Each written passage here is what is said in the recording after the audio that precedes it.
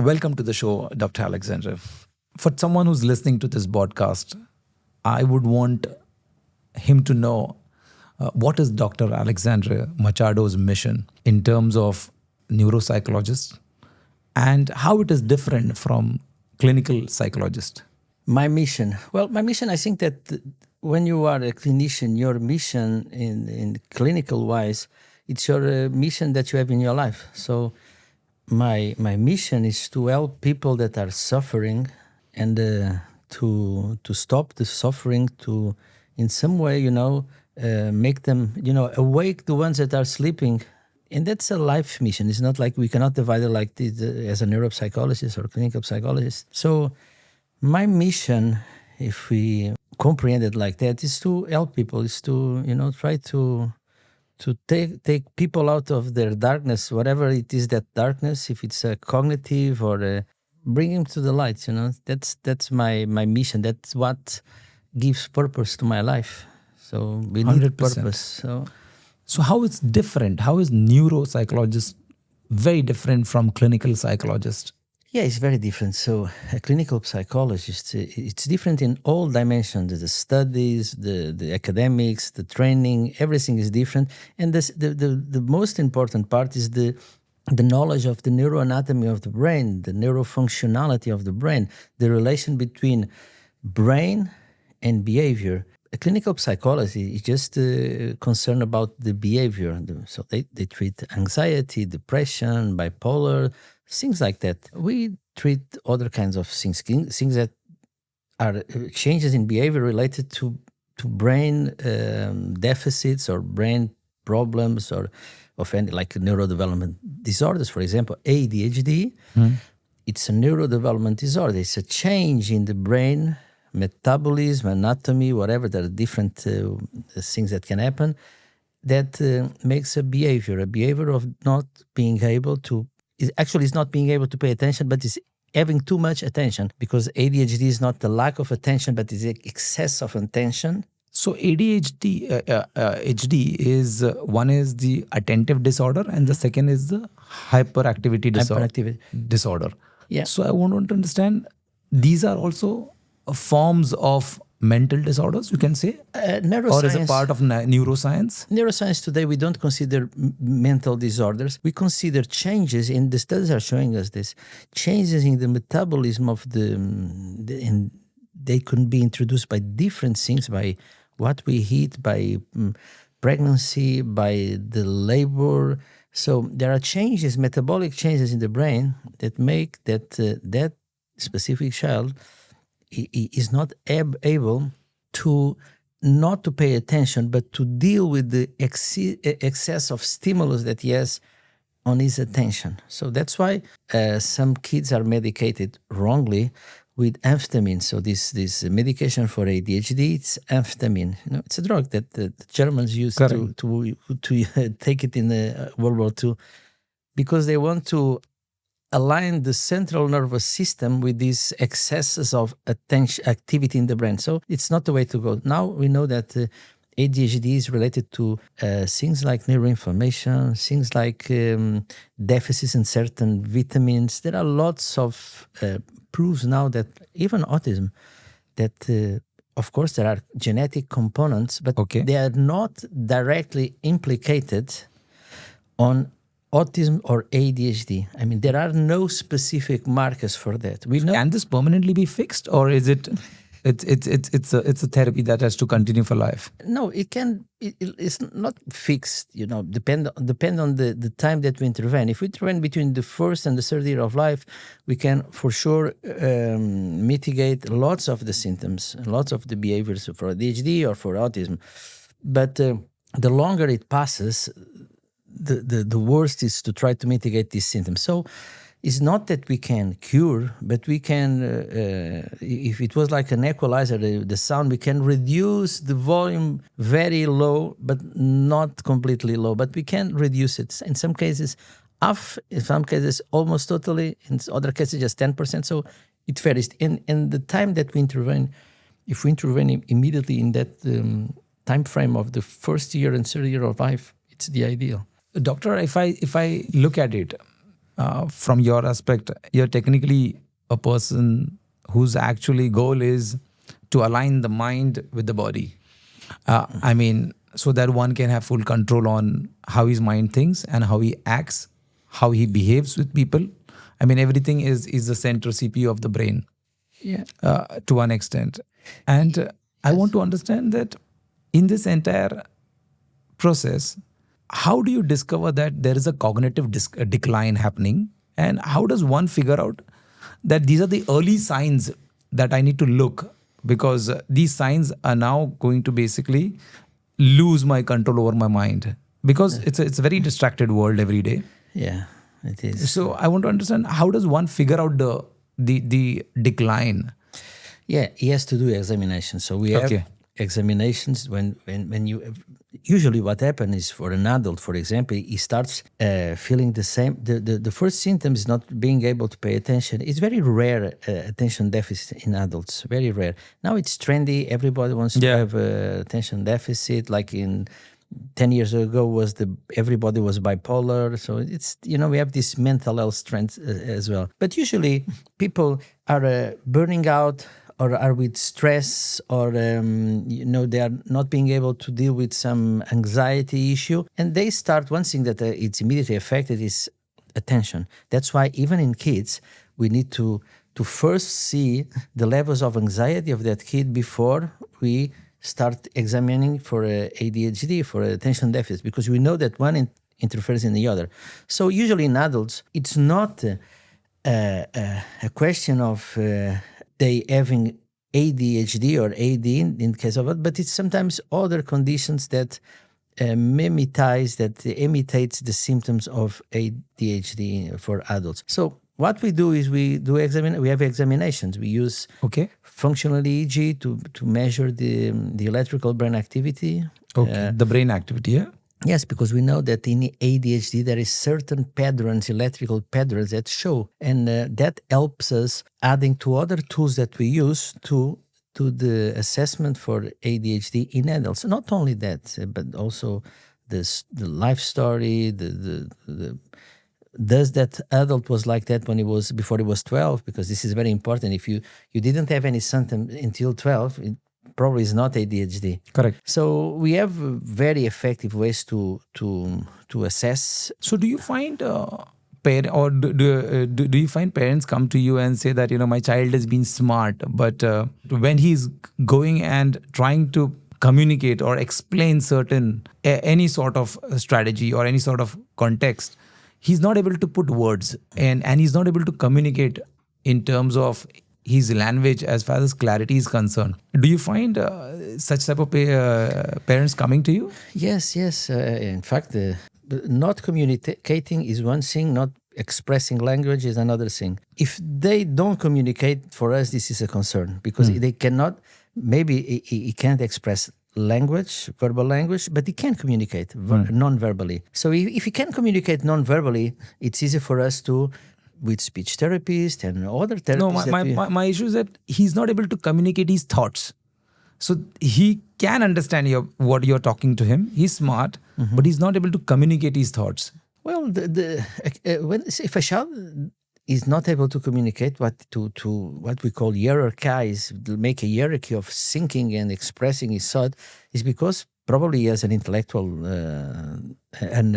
delay. Okay. Because if he doesn't understand, and cannot do this hierarchy of thinking, is because probably he has some kind of intellectual delay that doesn't let him do, or a speech delay or something like that, or psychological delays as well. We have trauma, for example, in children. We have selective mutism. When there is trauma, they see certain things, or sometimes not big capital things, some small things that they traumatize. They get traumatized with that, and they get this selective mutism. It's like we call it conversion disease. Their body chooses not to speak. It's like a conversion thing. It's a non-neurological mutism. It doesn't, and it's psychological. We have this with adults as well. How are Alzheimer's very different? Alzheimer, yes. Alzheimer, it's what we know now. It's that the Alzheimer is the accumulation of a protein called beta amyloid in a part of our brain, in the temporal part. Is it where someone keeps forgetting what he's Yeah, conversing? because affects the temporal part, the memory part. So we know that the decline of acetylcholine and lots of other neurotransmitters makes, because of the production of this beta amyloid protein, makes you start declining your memory. It's dramatic. It's a big drama. Someone losing his memories, because we are all about our memories. What we have is our memories. 100%, and that's the most concerning part. Yeah, it is. And what about dementia? Dementia, Alzheimer is a kind of dementia. So we Okay. have different types of dementia, and they differ. We have the frontal temporal dementia, we have the Lewy body dementia, we have Alzheimer dementia. So they are all dementia. The only thing that differs is the area of the brain that starts affecting. For example, now we have Bruce Willis. I think he has frontal dementia. You know the actor Bruce Willis? Yeah. So we have DFT, frontal temporal dementia. So it affects immediately behavior. It starts affecting behavior and speech. The memories are relatively preserved, but the speech and the behavior, they change. They start being a little bit childish. So, doctor, now I mean, with so much of complications that that the brain, I mean, a busy life. I mean, you're not very conscious, because first of all, you can't see what's happening in your mind, and not everyone is conscious of their mental activity. And in such busy world, how does one really understand the early signs of there's something wrong that's happening, and I will need to go and consult a neuro, because, or is it that he just gets confused because of the busy world?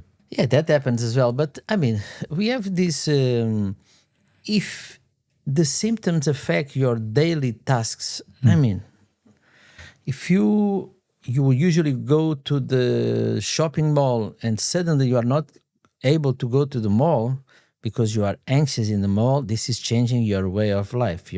So this is a sign. If you were able to do a call without taking notes, and suddenly you have to take notes because you don't remember, this doesn't mean that you have something wrong. Correct. 99% of the cases is anxiety and stress. 99% of the cases. People panic because there are lots of, it's very rare dementia in adults. Dementia, we see it when they are 80 something. No? Okay. So it's very rare. So the first time is when your normal life, your daily activities start to be compromised by whatever thing you are feeling. Is going to the mall, you have to write everything down. You don't remember the names because what's the name of this guy? So this is early signs usually of stress, not properly of, and the way we live our lives, with the excess of electronics, of the seeing reels, seeing this and that, and so this also damage our capacity of retaining information, because it's all about that. Yeah, that's the question came from there only, that how do I differentiate attention issues with attention disorder from attention disorder? I mean, I could have attention issues, but I'm not still having attention disorder. Yeah, attention disorder is really, you will feel it because you are in a meeting, for example, and you are not, you compare it. You compare, look, 1 month ago I was in a meeting and I could pay attention to everybody. I could write things down. I could be answering to emails. So you could divide your attention. Suddenly you are not able to do this. So this is a sign that you have an attention, not disorder, but you have an attention behavior, a deficit attention behavior that probably is not related to a damage on your structure, on your brain structures, but it's related to anxiety. Because we know that anxiety and deficit in attention are related. They use, not wanting to complicate too much, but they use the same part of the brain, the anterior cingulus. They share the same part of the brain. So sometimes these things are compromised, but 99% of the case it's stress. It's stress, yeah? Yeah, 99%. In adults, it's stress. So because many times, because if you go by the medical terms, they will say, okay, your brain is, I mean, how do I differentiate, or whether my mind is overexhausted, or whether it's now having a fatigue disorder or something like that. We do a neuropsychological assessment. Assessment. The neuropsychological assessment tells us what is neurological, what is psychological. And so this is the best way to differentiate. What's happening now is that we have a lot of adults taking medication for attention, not because they need it, but because they want it. They are taking it like a drug to enable them to work, to do things, because it's a drug. So they want to hyper-focus on something. They want obviously there are consequences, and because someone is prescribing them, because if they went to a doctor and the doctor, I'm forgetting everything, my memory, and they immediately prescribe without any kind of assessment, it's not a serious doctor. So he has to send him to a neuropsychologist to do the assessment to see, okay, let's see they are prescribing now without even making a MRI. The guy could have a tumor on his brain, and they just prescribe without making one examination. Oh. So we need to do examination. That's why. If not, it's like, treating your arm because you tell me that it's broken without doing an X-ray. Correct. So you're telling me it's broken, it hurts, maybe it's broken. So go, here's the medication. So this is what's happening now. We need to be very responsible with this, because here in Dubai, as I know, the medication of ADHD medication is running out every month of stock in the pharmacies. So so adults and kids are overtaking it. There's an over-prescription of this kind of drugs. And is it because of continuous mobile world? It's because of bad diagnosis. Or is it that we just want the entire dopamine coming from this gadget only? Well, the thing is that it's a multifactorial. In kids, it's a very complex. It's a multifactorial factor of events that make that our kids now are presenting a lot of ADHD. In most of the cases, it's just they have anxiety. They have this. We call it the hyper amygdala. Amygdala is the center of our brain that regulates fear. Okay. So what we know now is that because kids are taken from the parents very early or very sooner, they go like 3 months, they go immediately to this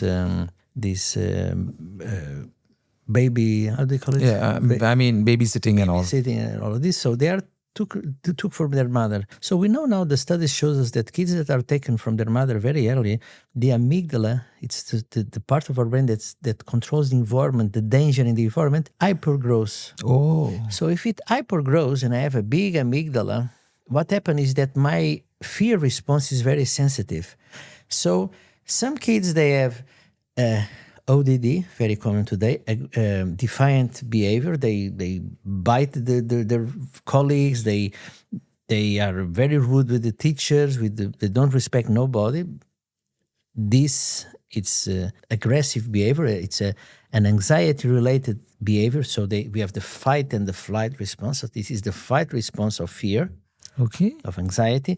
And others, they just flight. They just stay like that. They zoom out. Let's just sit in there. The teacher is speaking. They really don't understand. They are not there. So this is another anxiety-related response. And this grows with time. And this will increase with time. If you allow this with the undisciplined, the fathers in our days, they don't discipline their kids. We have. This is what it is. So what is the way to control it? At least to address it as a parent? Start being parents. Most parents, they are not parents. They are personal assistants. Okay. They have these little kings living at their home. They give the instructions, the command. They don't discipline them. So they start putting discipline, start being a parent. They are not their best friends. They are their parents. And they have to remind that career, when we have kids, is not the most important thing. Kids are when we have kids. So they have to put them first. I'm not telling not to work on their career, but first family.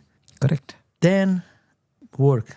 And God above all this. Yeah, you put it so nicely. How the career has to be prioritized, or how family has to be prioritized before career. Of course. And especially when you have growing kids, and these kids can then have certain disorders which we may not know. and they may actually grow with the disorder, and eventually it can be a part of their behavior. It is going to be, and for sure, if they don't have, if they have these bicephalous families that are extremely present, then they are extremely unpresent because they go on vacations or go this or that, or then they have the nannies and this. All of these problems, we just pass by them. They don't see them. But so it's a cultural thing. We as humans, we didn't evolve to live this kind of life that people are living now. We evolved to be with our families. We evolved millions of years to go with our fathers to hunt and to bring and to unite and to be together with the whole family, together around the fire, eating, sharing, going to others, say, okay, what you have? I have this, okay, let's share. We evolved for millions of years of doing this. Now we are living a life. I'm aligned with you. I read a report once upon a time, and this report clearly says that if you sleep in a group as a family, the energies are very different when you get up in the morning than you sleep alone or you sleep with just one partner. No, look, if you, for example, biological thing, in a group, in a family, women's period will align. If you put like 5 women living in the same house at the same time for more than 2 months, they start having their period at the same time. So this is our biological. We are wired to be in groups together in a family. And so the energies exchange. Yeah, the body, the pheromones align their period. Wow, this is something new to me. Yeah. I mean, so this is the thing. We broke the family model. So the evolving technology is not strengthening the brain; it is making the brain weaker. No, I mean we cannot. Like to do this. You like to say, okay, this is the fault. This is the one to blame. If you look at the other day, I was reading an article about planes. So 150 years ago, they were telling that planes were going to finish the world. Diseases are going to pass, and it was the end of the world. Planes. So then we see it's not the end. It's very useful, and we united people and everything. So, but there were some bad guys from other countries came here. So there are always in every technology, there are pros. We have to take them, and things that are not so good.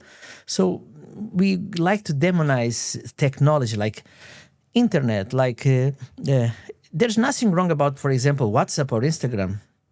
But the excess usage of Instagram or WhatsApp, of course there is, like drinking water. If I drink 3 liters of water per day, okay, everything is fine. If I drink 30 liters of water, of course my liver is going to explode. So it's the problem is not the instrument. It's the way we handle the instrument. That's like to say, the problem is not the bistoury. The bistoury in the life of a neurosurgeon saves lives.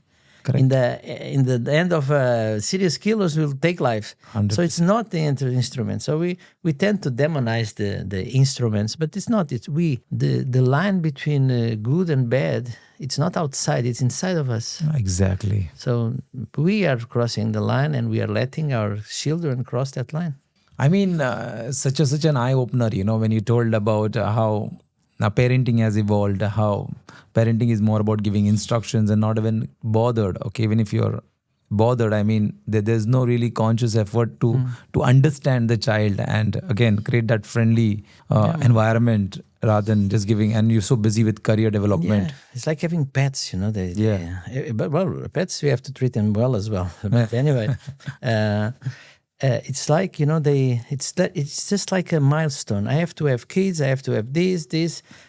Having kids is the purpose of our life. This is the purpose. Unfortunately, some people cannot have it. And fortunately, for some people, it doesn't happen. Okay, it's fine. But in some way, even these people that they couldn't, or for any reason they don't have, they are aligned with other kids. They are a good uncle or good. So they manage to be part of a family.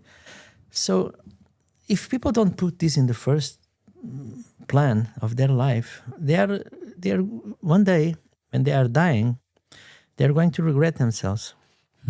So I was thinking about this. They were showing this documentary on when there was those planes that go into the World Trade Center. Okay. So they managed to listen to the communication of people that were jumping, because some guys, they jumped because they were trapped between the fire and the emptiness of being on the 70-something floor. So these guys, when they made calls. They didn't call to their bankers or to their brokers or to the guy on the... No, they called to the family, to the people they love. So you have to live your life like if you were dying, and we are dying. That's the only thing that we know for sure. The day we born, we start to die. Correct. So if we start to die, we have to live our life connected to these things, not to the... Of course, I'm not telling, look, it's nice to have, if you like cars, you are into cars, okay, have a good car. I like watches. Look, does it make sense to you? Do you have a watch because of others? Or do you know what's the mechanism inside of your Rolex? If you have a Rolex just because of others, there's an Aheta there, perfect, that can survive a nuclear blast. Correct. You are having because of others. It's like that metaphor of climbing the mountain. Correct. Nothing wrong climbing the mountain. Very nice, the view there. But you have to climb it because the view is nice there, not because others are seeing you there. Wow. So if you do this, well, there's no meaning on your... I'm not saying, okay, you go to the mountain. Of course, I'm all about that. It's very nice the view to have a family there and everything. But it's about that, not because of others. So people... But added to this now conversation, when you said this, you would like to go to the right and take the view of the mountain. Yeah. Or from the top. Let's go back to the corporate world. And in the corporate world, you see that, we invest so much of money on CEOs, CFOs, or the high-level management.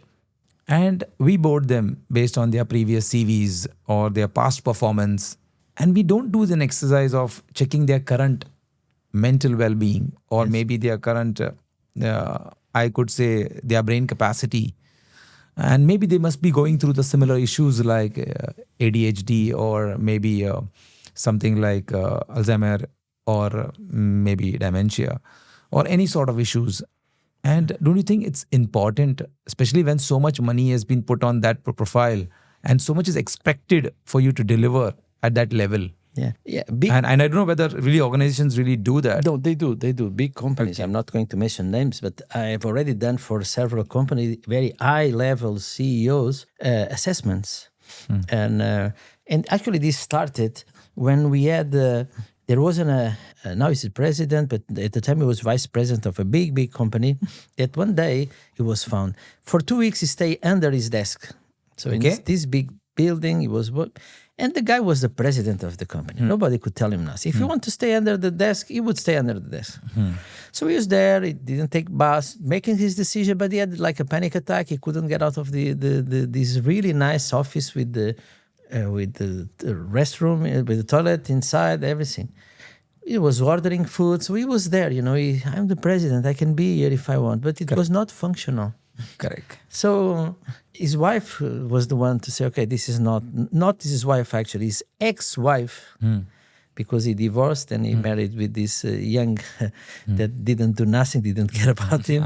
So the ex-wife actually said, okay, something has to be done. So, and this kind of was the red flag, this case of having assessment to this type of CEOs, people that are making decisions. So now, what do we look into a CEO? It's we look at the ego, the personality is very important. We cannot be driven by ego. It needs to be a leader. Correct. Leader. We used to say that if you want to know someone, don't give them problems to solve. Give him power. Because everybody is resilient, everybody is strong, can solve problems. Correct. But if you give power to someone, then you'll have a really perception of who is that guy, the way he deals with the others, the people that are under him, how does he treat him? Does he sit beside them, or does he has this arrogance attitude? So we look for that. We look for the guy that one of the questions that we do is we ask them to set up their office. Okay. Okay, this is the first thing. So look, before the assessment, we need you to set up your office. So yeah, we have this, he can choose whatever he wants, the tables, this, that, the floor, whatever. And the assessment has already started, doesn't notice. Okay. So depending on what he chooses this, so I want this Carrera table, and I want the first floor, the last floor, I want this.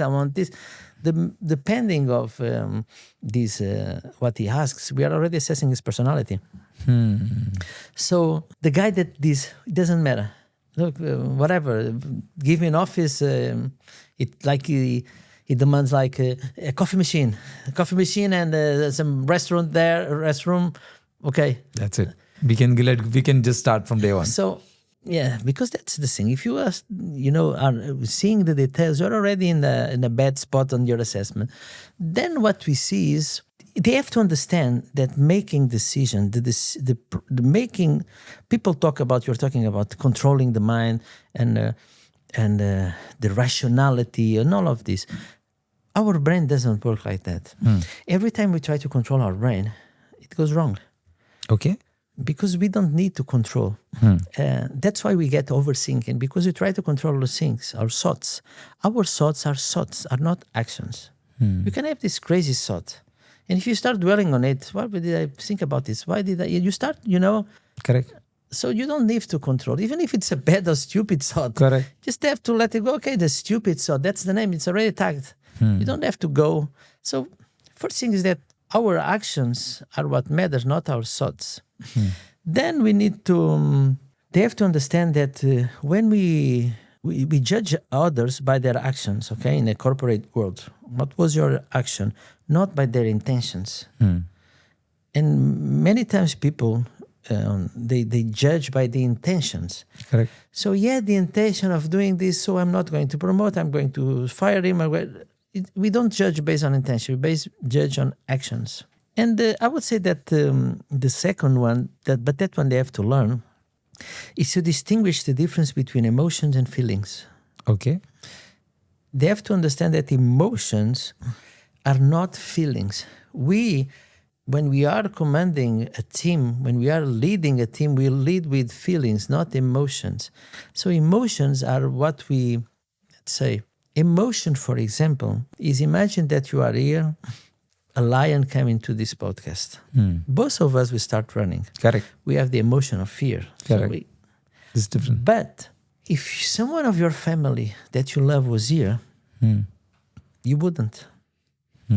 You go direct to the lion, try to distract him in order for that people that you love to run. So this is feelings. So emotions, they made us survive as a species, but feelings made us different. This is what differentiates us from the other ones, even from the other animals, except dogs. I but this is what's the difference. So they have to lead with feelings, having the notion, how is that guy feeling about this situation? Not with our emotion. I'm anger, I'm this. Because sometimes we feel anger, but we need to say, okay, I'm feeling anger because he messed up in this situation. But how am I feeling with this, and how is he feeling? So because sometimes when we address the feeling, we address the issue that made that unit not to perform. But doctor, on a practical forefront, I mean, how does one evaluate this? Because of course, the assessment has begun. That one, or maybe it's before he's recruited, we basically do the assessment. One is the way he thinks or the way he positions himself, and the second part is about how he feels or how he acts based on feelings or emotions. But how does one implement this on a practical standpoint? Because it's very difficult. Like we as an organization are trying to appoint some top level executives, but what I see them is they speak very well in an interview for a couple of hours, but once you leave them alone, they're lost. Yeah. And I feel that they're somewhere victims of their own mind, and they're not able to come with the similar objective, what was actually discussed, what was promised by them. And then we have these conflicts that we are trying to resolve, because something that he promised in 2 hours back, or maybe during the interview time, where he was so much intellectually speaking on subjects. The time I left him alone, I found him lost. And he was not able to control himself, and he doesn't even know about it. Yeah. And that was my problem. And I said, what's really happening to him? Well, He's the guy who made the calendar. He's the guy who put up the target. And he doesn't even have conscious that he's losing time. yeah, so here the assessment, it works a lot because we have two problems here. We have motivation. Motivation makes him speak as a parrot in an interview. Correct. And so he study, he's motivated, he will just tell you whatever you need to hear. But you need that's why we need to assess volition. Volition is another thing. So motivation is what make him plan, do the plan. Volition is what makes him execute that plan. Okay. So many times people assess their motivation, but there is the clinical part. You need to assess his volition. How do you do this? It's a complex, it's a clinical process. We have ways to assess the volition. But for example, there are several ways, but we have a volition questionnaire, we have volition cross interview to understand what. So volition is like giving them small tasks, cognitively, small tasks that have no really meaning and that they have to execute. They really don't have any kind of pleasure or nothing. So we, in the cognitive way model, we assess it like that. But it's not only that. It's, for example, when I asked them, what's your purpose in life? Well-structured people, they know to, if you ask them, okay, what's the model for this company from 10 years? And they will tell you. But you ask, what's your purpose in life? They get lost. They'll start mixing. Well, I want to have a really nice house. No. I'm not talking about that. Your purpose in life. Why are you alive? Why do you wake up every day? When you open your eyes, what makes you go? So what makes us go? It's volition. Volition is what's, and that's a question that we ask people many times. Do you know what's your purpose in life? In one word, I mean, because it's your purpose, it's your life. You need to know. Yeah. And people, they just, what's my purpose in life? I'm telling this now, and everybody in this studio is thinking about this. What is my purpose in life? Most of the people even don't figure it out. I think even I start thinking in material stuff. Well, the things that's happening there. So purpose in life is something that people, that's why we live in a shattered family structure, and people are, because they don't have a purpose. And it's real simple. I mean, our purpose in life is to love and to be loved. Is there any way that we can improve a memory muscle, like just the way we go to a gym and improve our body? Is there a way, being at home or being in an organization or doing some basic homeworks that one could improve the memory muscle, or, There is. for us to remember things more consciously and then act on it? Because it's a very fast-paced world. A lot of people expect, there's so much of noise around us. There is. And a lot of people push us through notifications to act in a particular way, and we lose control on our, mostly on our calendar, or at least on the time. Yes, that is actually, in cases of dementia, that they are losing memory. It's a different thing. We have to address that model. We call it the model of memory specifically. We have tasks with computers and eye tracking cameras that we can make them stimulate that particular area. Because now we know that this is something that's structural. Correct. That structure is compromised. So training your memory to someone that's healthy, it's completely different. The corporate world I'm talking about. So in the corporate world, what we have to do, it's one of the best things that we can do to our brain to improve our memory is to read. Okay. To read. So when we read, and when I mean read is a full book, we infer about what we have just read. We take our own conclusion about what we have read, and we process the information.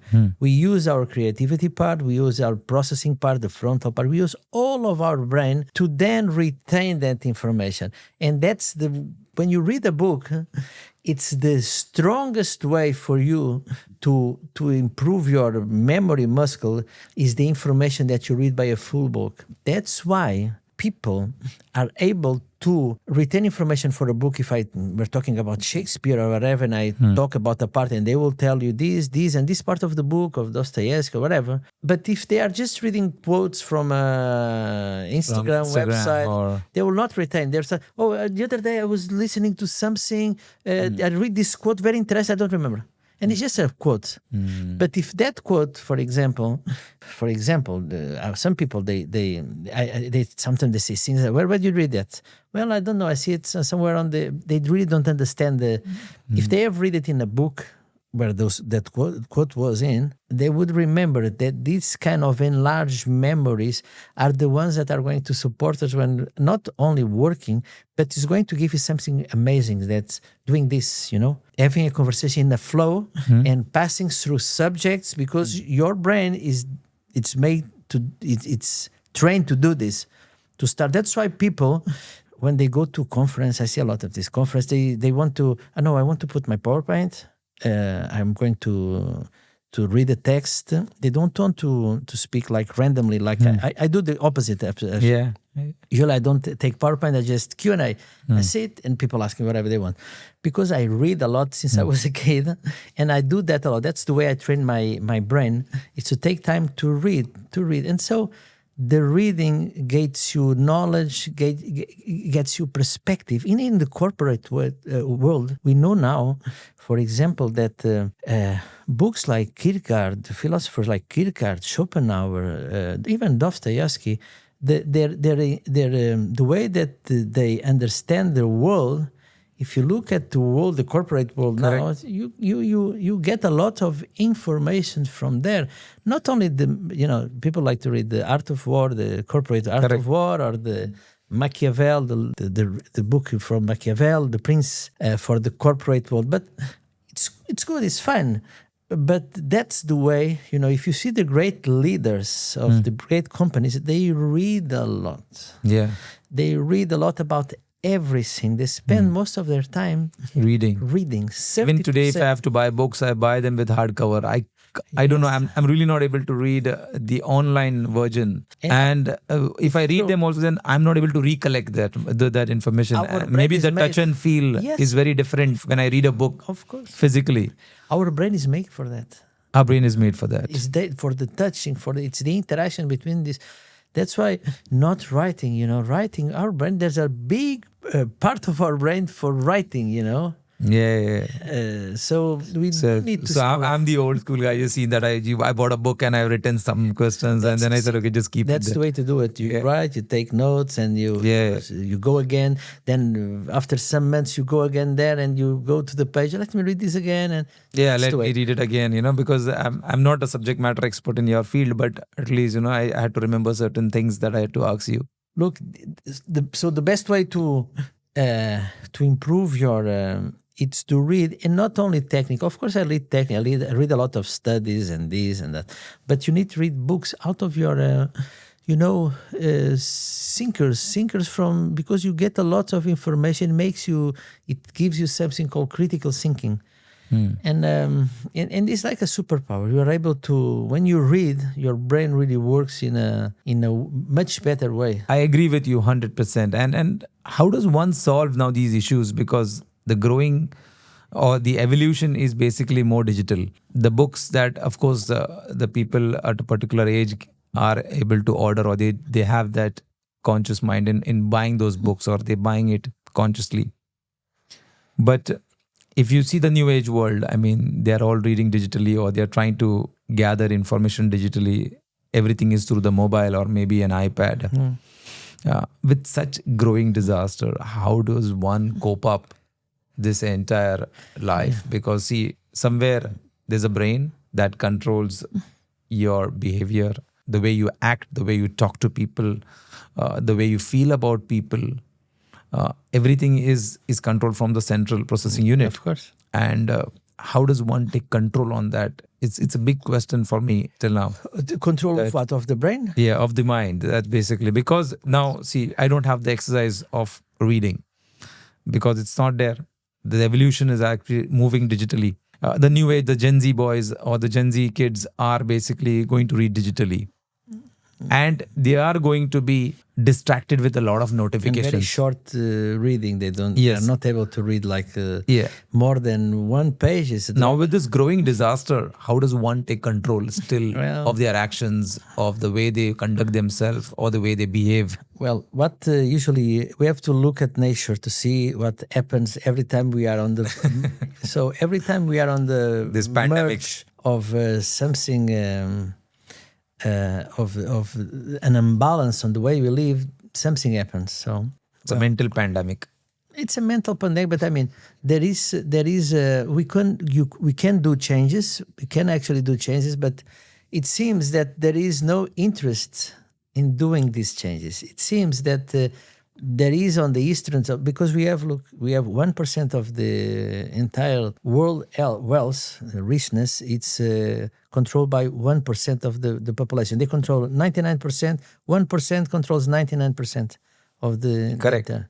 And we have the 99% that controls 1%. Correct. So we have 1% of the population controlling 99% of the world's health. So do you think it's for their interest to people to start thinking? I got what you're saying. So maybe this is interesting for to keep people without critical thinking, because look, if you look at the 60s, we had revolutions of every in the 20s, in the 60s. Then the people start to get close into their phones, their lives. This mixed identity between what they are and what is their Instagram account. Wow, this is a touching point. So this is something that interests them, this virtual world that they are living. It's an identity crisis, you could say? Yeah, it's an identity crisis. People are when they talk about zombies, we are already living in a world of zombies. You get out of here, you go. The other day, I was just sitting waiting for the gas to my car to put gas in my car. And I was watching around. I like to watch around. And everybody was with the head. Even the guy that was putting gas was with putting like everybody was. Everybody. So it seems like those films from the 50s, the black and white, where everybody's controlled like zombies. And this is what we're living now. People are being controlled. They are having information from their phones that are shooed information and controlled information. And they shoot the information. Reading books gives us the opportunity to shoot our own information. We put it and we consume it. And we do our critical thinking about what we read. People don't read. They just receive information. You can put whatever you want. Look, we are making wars just on perceptions. If you look at, for example, Fox News, it gives you an idea that the Ukrainians are the bad guys. They are trafficking their weapons that the Americans they gave them, and all of this narrative. If you go to CNN, CBS, no, the Russians are the bad guys. Correct. So we are living on a world of perception. People really don't like to think. If they are fed with this dopamine that we are giving them, it's okay. If we have the kids, with this ADHD, this or that, it's okay. They are under anesthesia.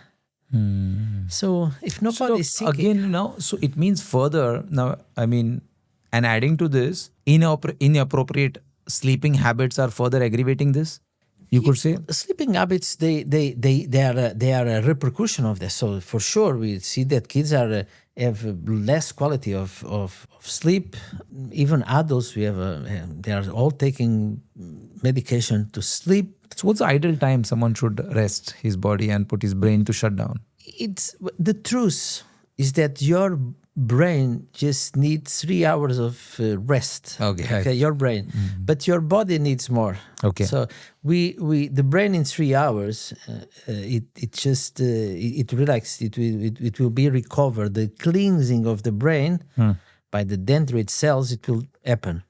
But our body needs more. So what we feel is not our mind tired, but it's our body. But because our body gives a sensation of tiredness, we think our brain is not working properly, but it's the body.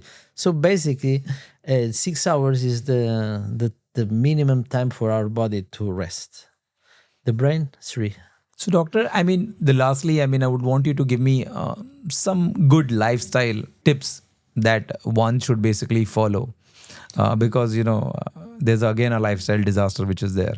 So, I want that at least you give us some lifestyle tips which basically will improve our mental well-being, or at least the brain functionality is concerned, especially because I can give my perspective. Yeah, your and perspective. In terms of supplementation, I take every day or every week, depends on the quantity, D3 vitamin. D3 vitamin. D3. Take magnesium and omega every day, and C vitamin. Okay. I take creatine Okay. for the brain as well, and protein. This is in the morning. I train jiu-jitsu. Okay. So I think that jiu-jitsu is very good for your health because you can train it at any age and with different levels of intensity. Okay. And it's good because it's isometric and aerobic training. So you get both of them. Reading is very important. Having people going out for groups of people, having dinners, having discussions, putting out your opinion, it's important. Having a healthy lifestyle every day, you have to go out in the nature. When I say nature, is without buildings in front of you. Go out in the desert. I do it every day, 2 hours a day. Wow. Actually, I do it more, but I don't want listeners to think that I'm crazy. But I go 2 hours in the morning, very early in the 6 a.m., and then I go at 6 p.m. with my dogs. And just immersed with the nature. Yes, of course. We have meditation also is very interesting. Okay. We have different schools of meditation. India, for sure, they are the kings of meditation. So there are different schools, very nice schools of meditation and yoga. And all of these things I use, I adapt. And finally, praying every day. Wow. When you pray, you connect, you do like a kind of self-therapy because you are talking with God. Before you pray, you talk with God about your day, what you have done. Am I being fair? Help me to help this guy.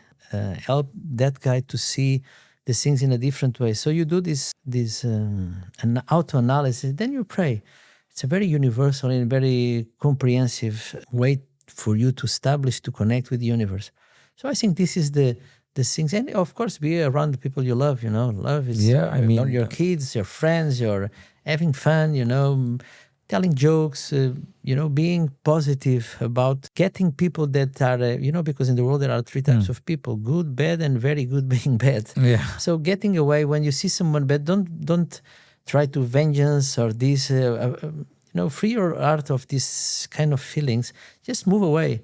Just, okay, you go. And try to get people that you love. Simple way to avoid things. Yes, because it's all about them. It's not about it. People tend to do them about them. If someone hurts them, what have I done? Why he does this to me? Is my problem? It's not your problem. It's their problem. So just move away and, connect with the people you love, your family, and try to be fair the more you can. That's it. And lastly, how is neuroscience evolving in the global world? It's evolving a lot, It's evolving. It's the future. Everything now, it's about neuroscience. We are making discoveries because we were too much focused on, and it's okay, no problem, in the genetic aspect and on the environment aspect, the influence of our environment. Now we know that our brain has a lot of answers.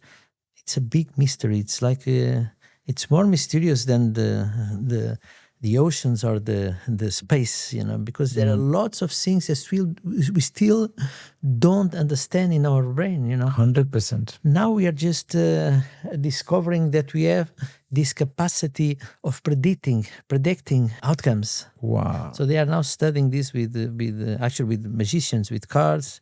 How some people have this capacity of predicting outcomes. We are studying as well, we see in nature, our capacity to recover certain parts of our brain from certain diseases. This is being still studied, of course. It's being studied in the embryonary stage. But we are investigating how can our brain starts a recovery of certain diseases by itself without any... Of course, this has to be carefully done and studied. It's not something that is at the moment happening, but we are having these clues and we are starting. Then, for sure, in 10 years from now, we'll have if we have the same podcast, we'll be talking about Yeah. unbelievable things that are happening. Thank you so much, Dr. Alexander. I mean, for this insight that you gave of how one can evolve, even in this distracted world, to have a sharp mind and to make sure that his brain is a part of his asset and not just becoming, a tool for someone else to come and use it. And then, I think thank you so much once again for it was a very good discussion. Thank you very much. Thank you so much. Yeah. Ben.